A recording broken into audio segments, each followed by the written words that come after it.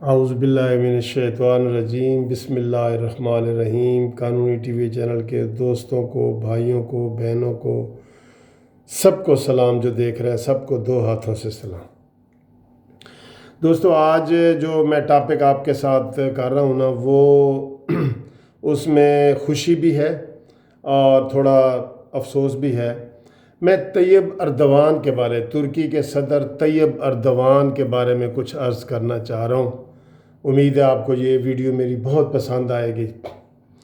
دوستو، میں جتنے عرصے سے یہ میں دیکھ رہا ہوں کہ طیب اردوان صاحب جو ہیں، وہ جب بھی ان کو کوئی موقع ملتا ہے نا، تو کوئی مسلم امہ کا پلیٹ فارم ہو، OIC کا پلیٹ فارم ہو اور اقوام متحدہ کا پلیٹ فارم ہو، وہ ہمیشہ مسلم امہ کی بات کرتے ہیں۔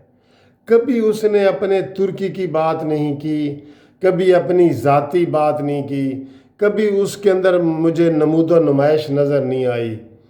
ابھی جو کل انہوں نے تقریر کی ہے، کل جو اقوام متحدہ میں طیب اردوان نے تقریر کی ہے، یقین کرو ان کو ایسے سلوٹ پیش کرنے کو دل کر رہا ہے۔ جس طرح اس نے مسلم امہ کے مسائل بیان کیے ہیں، بجائے اپنے مسائل بیان کر کے اس نے مسلم امہ کے مسائل بیان کیے ہیں، اور وہاں پہ آپ کو پتہ ہے اکثریت جو ہے وہ یورپین ہے، امریکہ کا اثر ہے، سب کچھ ہے، لیکن اس نے ان کو بالائے طاق رکھ کے اس نے بات کی ہے۔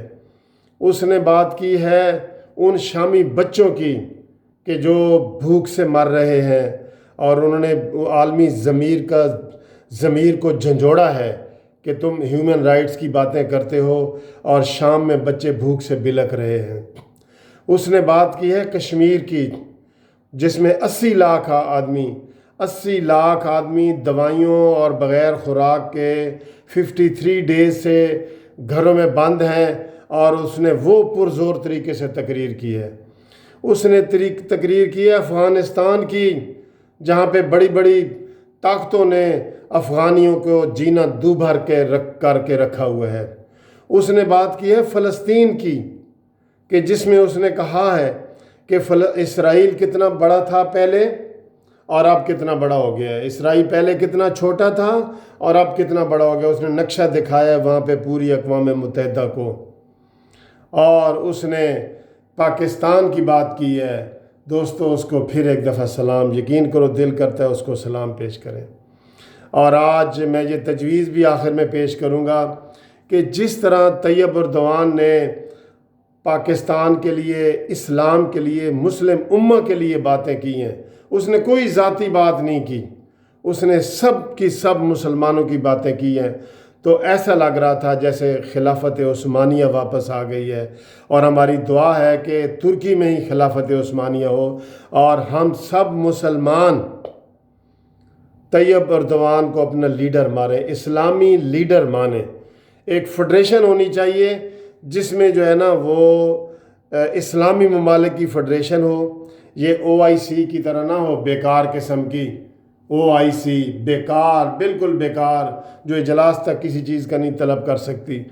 طیب اردوان جیسا دلیر آدمی، صحیح معنوں میں مسلمان، کبھی تو میں اس کو دیکھتا ہوں کہ وہ تلاوت کر رہا ہوتا ہے، کبھی جناب اس نے وہ ٹینکوں کے آگے لوگوں کو اتنا جذبہ پیدا کیا کہ لوگ ٹینکوں کے آگے لیٹ گئے، اور انہوں نے اس کو اپنے فوج کو شکست دی اور وہاں پہ جمہوریت قائم کی۔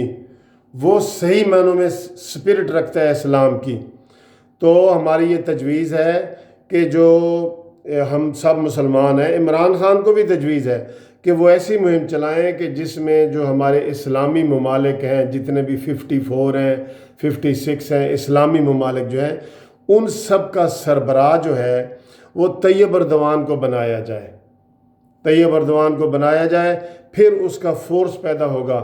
یہ ایک ایسا لیڈر ہے جو کافی عرصے کے بعد آیا ہے، یقین کرو کافی عرصے کے بعد۔ پہلے بڑے بڑے آپ نے لیڈروں کے نام سنے ہیں، کرنل قذافی کا نام سنا ہے، بشار الاسد کا نام سنا ہے، یہ حسنی مبارک کا سنا ہے، یہ سب کے سب اپنے مطلبی ہوتے تھے۔ اب یہ پہلا بندہ ہے جو مسلم امہ کی بات کرتا ہے، جو اسلام کی بات کرتا ہے، جو قرآن کی بات کرتا ہے، جو ہیومن رائٹس کی بات کرتا ہے۔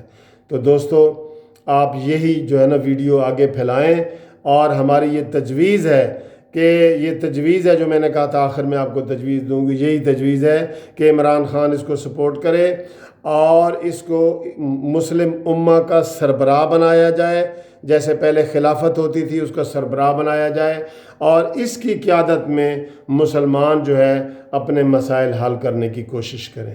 تو دوستو اگر ویڈیو پسند ہے تو اس کو لائک بھی کریں اور شیئر بھی کریں اور سبسکرائب بھی کریں۔ Thank you very much. Tayyip Erdogan آپ کو پھر سلام۔